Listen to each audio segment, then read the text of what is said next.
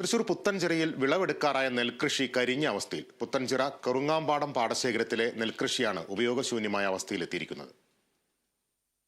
92 ഏക്കറോളം വരുന്ന നെൽകൃഷിയാണ് ഉപയോഗശൂന്യമായത്.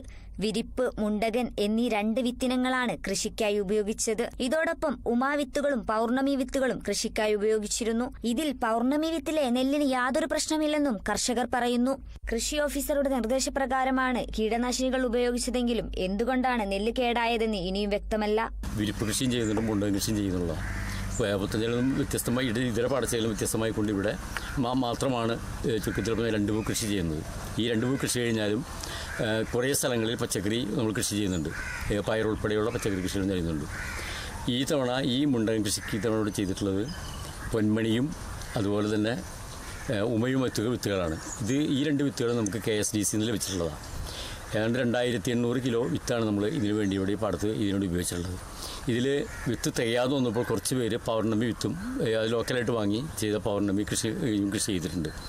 ഇപ്പോൾ കൂടുതൽ ഈ ഇതിൽ കാണുന്ന പോലെയുള്ള പ്രശ്നങ്ങൾ, കേടുകൾ സംഭവിച്ചിട്ടുള്ളത് ഈ പൊന്മണിയും അതുപോലെ തന്നെ ഉമയും കൃഷി ചെയ്തിട്ടുള്ള നെല്ലുകളിലാണ്. പാടശേഖരത്തിൽ കൃഷിയിറക്കിയ 60ഓളം കർഷകരാണ് ഇപ്പോൾ തിരിച്ചടി നേരിട്ടിരിക്കുന്നത്. ഉദ്യോഗസ്ഥർ കർഷകരുടെ ദുരിതം മനസ്സിലാക്കി വേണ്ട നഷ്ടപരിഹാരം ലഭിക്കണമെന്നാണ് പാടശേഖര കമ്മിറ്റിയുടെ ആവശ്യം. Kerala vision news, Thrissur.